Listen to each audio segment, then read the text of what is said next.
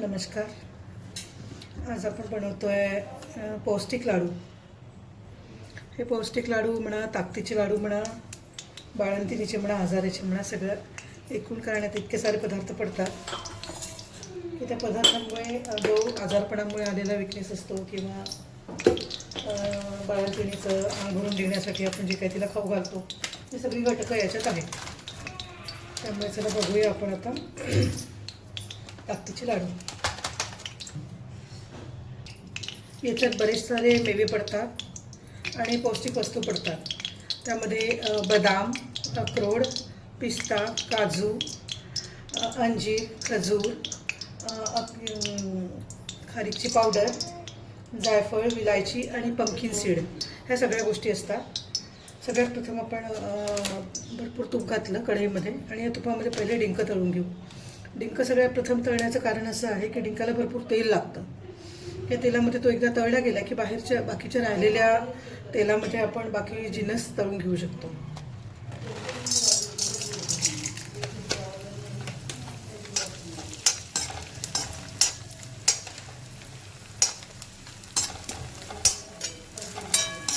डिंक चांगला फुलेपर्यंत तळायचा, म्हणजे तो चांगला भुरभुरीत होऊन जातो आणि मिक्सरला पण छान बारीक होतो.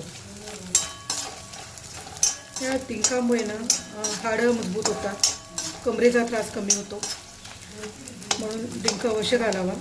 बाळंतिणीचा असो किंवा आजारी माणसाचा असो थोडा डिंक घालायचा.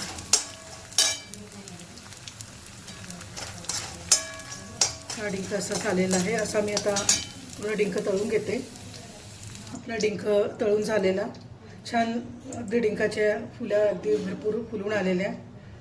आता यात आपण अक्रोड तळून घेऊया.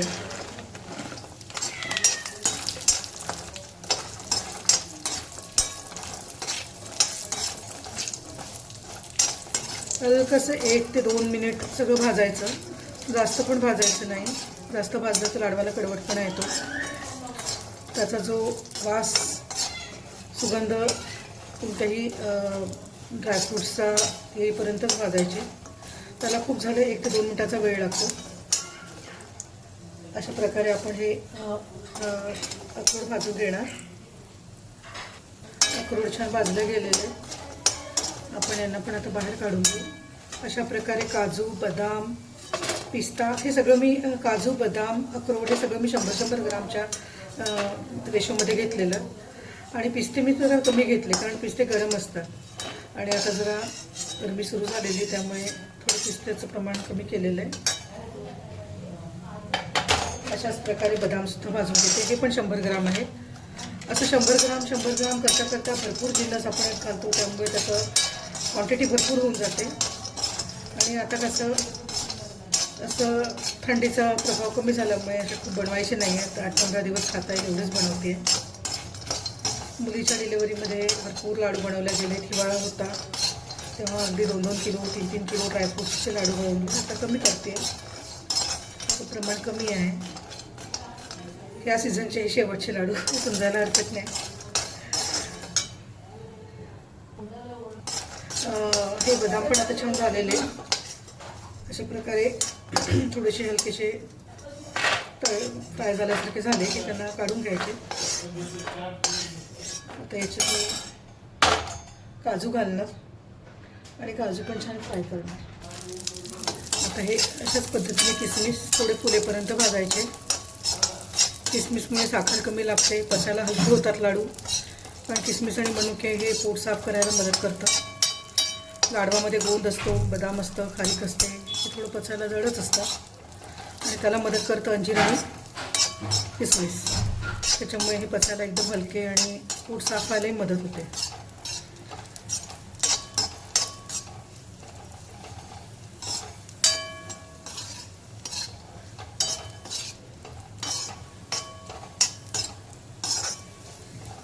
बघा हे किसमिस छान अगदी फुललेले आहे. कमी आचेवर थोडं तूप घालायचं, जास्त तूप घालायचं नाही कारण नंतर लाडू वळताना भरपूर त्रास होतो. ऑलरेडी या जे नट्स असतात, मेवे, यांच्यामध्ये पण एक ऑइल असतं. जेव्हा आपण ते ग्राइंड करतो ते पण सिक्रेट होतं त्यातून आणि त्यामुळे ते भरपूर तुपकट होऊन जातात. तेल तूप त्याचं छान झालेले आहेत बघा. जास्त तूप न घालण्याचं कारण की जेव्हा ड्रायफ्रूट्स आपण फ्राय करतो तर त्यात थोडंसं असं काहीतरी रवाळ रवाळ त्याचाच बारीक चुरा वगैरे असतो, त्यामुळे तेल काळं होतं, तूप काळं होतं. म्हणून चुकूनही जास्त तूप घालू नका. फार एक एक चम्मच तुपामध्ये हे सगळं भाजायचं. आता मी टाकते पंपकिन सीड. पंपकिन सीड म्हणजे सुपर फूड. याच्यामध्ये अनेक गुण आहेत. याच्यामध्ये बायोटीन नावाचं एक जे प्रथिन आहे, प्रोटीन, जे की केसांना आणि स्किनला मदत करतं, वेट लॉसला पण मदत करतं. त्याच्यामुळे पंपकिन सीड हे अवश्य घालावे. जुन्या काळी जेव्हा आपण लाडू बनवायचो त्यावेळेस पंपकिन सीड्स किंवा कुठलेही सीड्स हे लोक वापरत नव्हते, अगदी प्युअर ड्रायफ्रूट्स आणि ड्रायफ्रूट्सच. पण आता जसजसं आपल्याला समजायला लागलेलं त्यानंतर आपण पंपकिन सीड, मगजगिरी, फ्लेक्स सीड हे सगळं घालतो, त्यामुळे त्याची गुणवत्ता लाडवांची वाढते. हे पण असेच भाजून घ्यायचे. सगळं हे मी 100-100 ग्राम घेतलेलं. या 100-100 ग्राममध्ये फक्त गोंद हा आहे, हा थोडा कमी घेतला, पण गोंद कमीच घ्यावा. गोंदामुळे लाडू चिकटही होतात आणि पचायलाही जड होतात. त्याचा फक्त औषधी गुण आहे म्हणून आपण त्यात ते घालणार. आपले हे जे पंपकिन सीड्स आहेत छान भाजल्या गेलेले, यांना पण आपण आता एका भांड्यात काढून घेऊ. बघा हे सगळं असं भाजलेले जिन्नस इकडे पण सुरूच आहे. यात हे आता काढून घेते. आता आपण अंजीर घालणार. अंजीर आणि किसमिस बेसिकली रक्त शुद्ध करणे, रक्त वाढवणे आणि पोट साफ करणे याची मदत करते. अंजीर पण छान फुलेपर्यंत, वास येईपर्यंत भाजून घ्यायचे.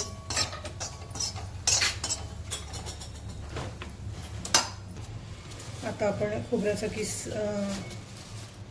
भाजून घेणार. त्याला खूप काही तेलाची तुपाची काही गरज नसते, कारण खोबऱ्याला ऑलरेडी तेल असतंच आणि जसं तो भाजतो त्यातनं ते निघतं.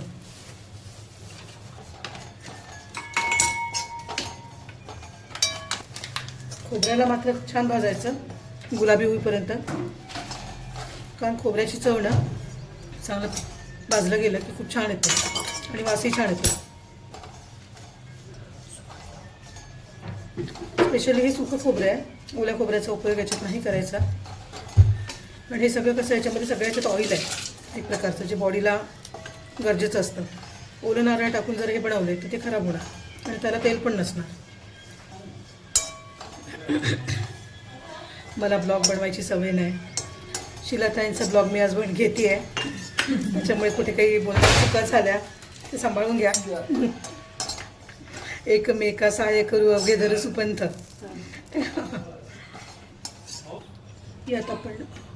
यात आपण मखाणे पण घालणार. मखाण्यांमुळे छान प्रोटीन आणि कॅल्शियम भरपूर मिळतं. मखाणे पण आपण सुपरफूड म्हणूनच आता नवीन युगामधलं नवीन फूड. आधी काही एवढं प्रचलित नव्हतं, लोकांना कदाचित माहितीही नव्हतं 19-20 वर्ष आधी. आता आवडीने लोक महागातलं महाग असलं तरी घेतात आणि खातात. पण खरोखर याच्यामध्ये आहेत गुण. कॅल्शियम, मॅग्नेशियम भरपूर असतं. समुद्रातनं निघत असल्यामुळे ज्यांना आयोडीनची कमी, थायरॉईड आहे, त्यांनी मखाणे भरपूर खावे. त्याचे मखाणे आपण असेच कुरकुरीत होईपर्यंत भाजून घेणार आणि याची पण एक पावडर बनवणार पाडवट टाकायला.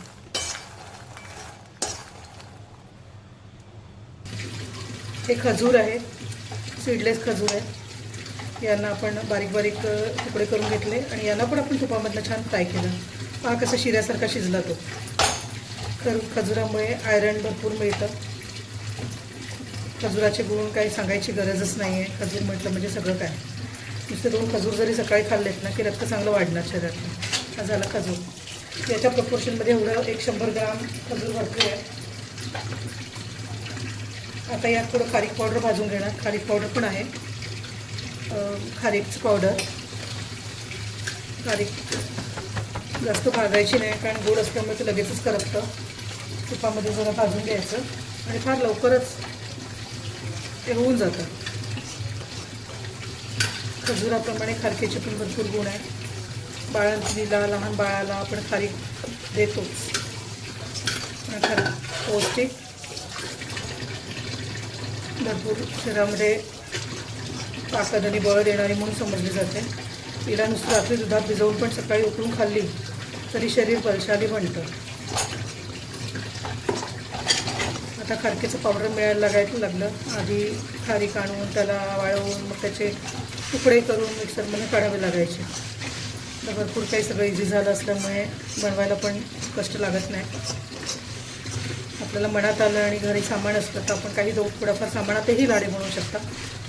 सगळे सामान परफेक्ट पाहिजे किंवा हे नाही ते नाही त्याने बनवता येणार नाही ते हे ना काही नाही. ज्या वस्तू महत्त्वाच्या आहेत त्या टाकून पण लाडू छान बनतात. 1 मिनिटात खारकेचं पावडर झालं. ती गोड असल्यामुळे लवकरच कॅरमलाइज होते. बस आता याला काढून घ्यायचं. आणि आता यामध्ये मी 1 वाटी गव्हाचं पीठ हे पण सोबत भाजणार. गव्हाचं पीठ टाकल्यामुळे हे भुकेला पण हे लाडू भरपूर होऊन जातात. नुसताच पौष्टिक म्हणून नाही, तहान भुकेचा लाडू म्हणून पण याला खाता येतो. कधी भूक आली आहे आणि आता काय खाऊ तर एक लाडू पटकन खाल्ला की पोटही भरतं. म्हणून जरा कणिक पण घालणार. तुपामध्ये 1 वाटी कणिकसुद्धा आपण यात भाजतो आहे. ह्या कणकीमुळे या लाडवांसोबत भूक पण भागणार. गव्हाचं पीठ असल्यामुळे लाडू भरपूर होतात पण आणि चवीला पण छान लागतात. अगदी छान तूप सुटेपर्यंत यांना भाजून घ्यायचं.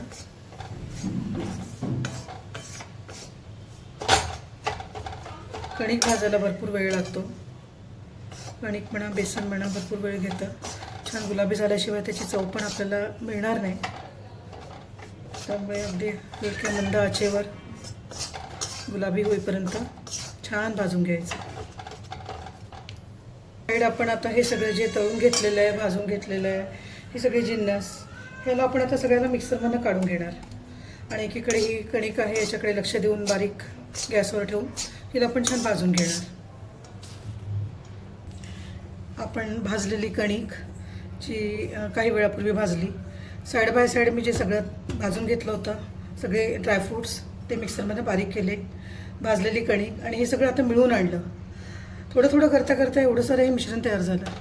आता थोड्या वेळाने गुळाचा पाक बनवणार आणि त्या पाकामध्ये हे सगळं मिश्रण मिक्स करून त्याचे लाडू वळणार. पाकामध्ये जायफळ पूड आणि विलायची पूड अवश्य घाला. त्याच्यामुळे लाडवाला चव खूप छान येते. आणि गरमी नसती तर सुंठाची 2 चम्मच पावडर पण घालायची. ती पण खूप छान लागते. आता आपण हे सगळं जे सारण बनवलं आहे आपण एवढं लाडवाचं याला बांधण्याकरता आणि गोळा करता गूळ वापरणार. तुम्ही पिठी साखरही वापरू शकता पण गूळ हा त्यातल्या त्यात हेल्दी म्हणून गुळाचा वापर करूया. गुळाचा पाक बनवण्याआधी त्यात 2 चम्मच तूप घालायचं. तूप टाकल्यामुळे पाक असा छान खळबळीत होतो आणि लाडू छान बांधले. हा पाक बनवायला घेते. आपण आता गुळाचा पाक करायला घेतलेला. हा गूळ पूर्ण वितळेपर्यंत त्याला हलवत राहायचं. गूळ वितळला की त्यात हे सारण घालायचं आणि जर 1 मिनिट गॅसवर सगळं गुळासहित परतवायचं. गुळाचा पाक छान तयार झालेला आहे बघू शकता. गॅस मी बंद केलेला आहे.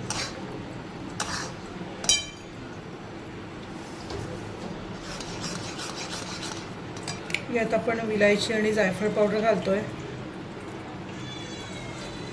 2 चम्मच.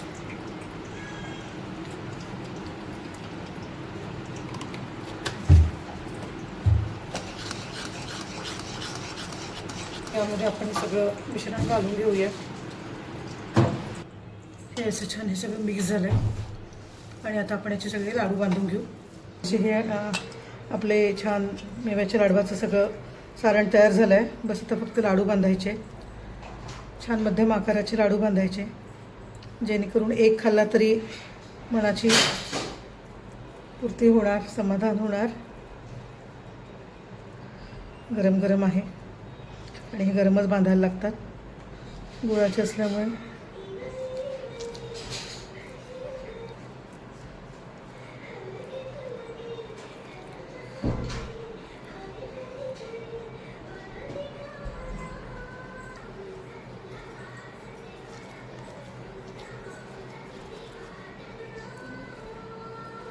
हा बघा हा छान गोल लाडू तयार झालेला. अशा प्रकारे तुम्ही सगळे लाडू वळून घ्या आणि आवडले तर नक्की बनवा. थँक्यू.